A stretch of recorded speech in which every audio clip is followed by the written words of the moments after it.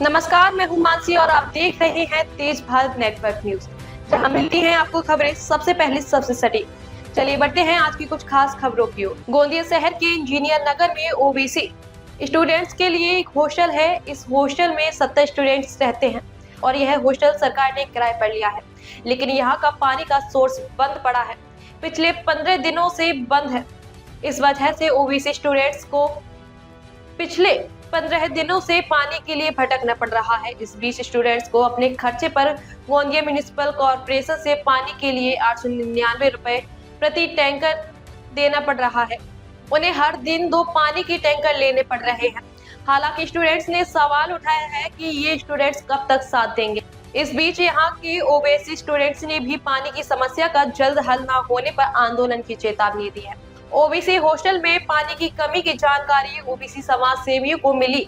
वे hostel गए और students से मिले और प्रॉब्लम जानी। सोमवार को ओबीसी ऑर्गेनाइजेशन सभी ओबीसी स्टूडेंट्स को डिस्ट्रिक्ट कलेक्टर के ऑफिस ले जाएं और डिस्ट्रिक्ट कलेक्टर से मिलकर पानी की प्रॉब्लम को जल्द से जल्द सॉल्व करें, नहीं तो ओबीसी कम्युनिटी ने चेतावनी दी है कि स्टूडेंट्स के साथ ओबीसी कम्युनिटी भी प्रोटेस्ट करे। सर, लगभग 15 दिवस झाले आहेत आमच्या हॉस्टेलमध्ये पाण्याचा एक थेंब सुद्धा नाही. पाण्याच्या सोयीसाठी बोरवेल आहे, पण बोरवेलला पाणी नाही आणि मोटर खराब आहे. त्याकडे कंप्लेंट केली असता कोणीच आमच्याकडे लक्ष देत नाही आहे. त्यासाठी आम्ही स्वखर्चाने पाण्याचे टँकर बोलतो सर. या गोष्टीला होत आहेत 15 दिवस, तरी शासनाचे आमच्याकडे एक पण लक्ष नाही. ही तर एकच समस्या झाली. समस्याचा पूर्ण गोळा आहे सर. म्हणजे कसं, किती पैसे घेतात टँकरचे? टँकर सरासरी 700 ते 1000च्या दरम्यान पैसे घेते आणि आम्हाला माहिती पडलं की ती शासनातर्फे आहे, पण जो टँकरवाला येते तो लगेच पैसे मागते सर. तर यासाठी आम्हाला स्वखर्चातून म्हणजे स्वतःच्या खिशातून पैसे द्यावे लागत आहे. किती दिवसातून टँकर लागतात? सर, रोजच टँकर गरज पडत आहे. तक्रार म्हणजे वरच्या वरिष्ठ अधिकाऱ्यांकडे केलेली आहे सर, पण याच्यावर आम्हाला एक पण असा उपाय मिळालेला नाही आहे. सर, आता आमची म्हणजे सहनशक्ती तर पूर्ण संपलेली आहे. तर आम्ही तो एकच विचार केला आहे, जर आमच्या मागण्या म्हणजे पाण्याची पूर्ण झाली नाही आणि आमच्या वसतिगृहामध्ये जी लायब्ररीची सोय पाहिजे होती वाचनालयाची, ती सुद्धा नाही आहे.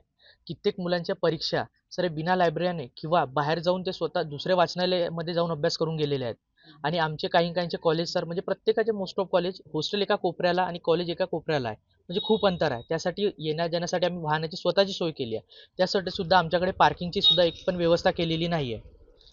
आमची एकच इच्छा आहे की सर आम्हाला पाण्याची सोय करून द्यावी, पार्किंगची व्यवस्था, लायब्ररी आणि निर्वाह भत्ता जो आम्हाला वेळेवर कधी मिळालेलाच नाही सध्यापर्यंत, आणि वाचनालय, एवढे आमचे मागण्या पूर्ण कर. आणि सर एक म्हणजे गोष्ट कशी, आमच्याकडे पाणी गरम करायला गिझर आहे, पण गिझर चालू करायला लाईटच नाही. गिझर चालू केला लाईट बंद पडते. यासाठी आम्हाला स्वखर्चाने लाईनमॅन बोलवत आहोत सर. आम्ही आपल्या लेवलवर करत आहोत काम, पण हे किती दिवस करणार सर? याच्यावर आम्हाला एक तुमचा निर्णय पाहिजे आम्हाला तोच. आणि त्यासाठी जर आम्हाला निर्णय मिळाला नाही, आम्ही यासाठी आंदोलन करण्यासाठी सुद्धा तयार आहोत सर. गेल्या 15 दिवसापासून ओबीसी वसतिगृहात पाण्याची समस्या निर्माण झाल्याची माहिती आज या वसतिगृहातील विद्यार्थ्यांनी आम्हाला दिली. त्यानंतर लगेच आम्ही या वसतिगृहाला आज भेट दिल्यानंतर इथं वास्तविकता बघितली असता टँकरने पाणी पुरवठा झाल्याचे बघावयास मिळाले आहे. आणि गेल्या 15 दिवसापासून विद्यार्थी आणि वॉर्डन हे स्वखर्चाने त्या टँकरचे पैसे देतात. प्रशासनातर्फे वास्तविक इथं पाण्याची सोय जी करण्यात यायला हवी होती ती करण्यात आली नाही. त्यामुळे विद्यार्थ्यांवर भुर्दंड बसत आहे.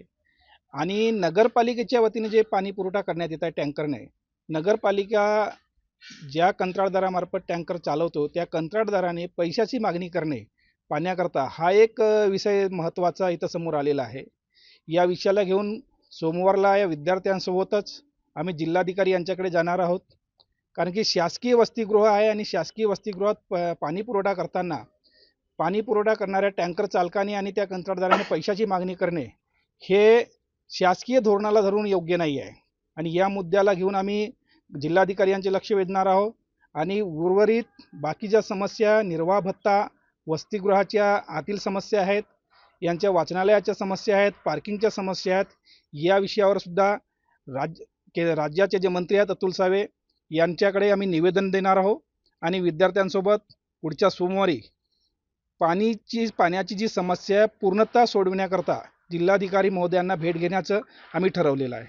आंदोलन करण्याचा इशारा दिला विद्यार्थ्यांनी, त्यामुळे आंदोलन करू. तर सोमवारला आम्ही जिल्हाधिकारी महोदय यांची आधी चर्चा करणार. जिल्हाधिकाऱ्यांनी जर आमच्या प्रश्न या विद्यार्थ्यांच्या पाण्याचा मुख्यत्वाने सोडवेला नाही तर आंदोलनात्मक भूमिका पण आम्ही ओबीसी विद्यार्थ्यांच्या सोबत घेणार आहोत. तो यह थी आज की कुछ खास खबरें तेज भारत नेटवर्क के साथ। अगर आपको वीडियो पसंद आई हो तो उसे लाइक करें, कमेंट करें, शेयर करें। धन्यवाद।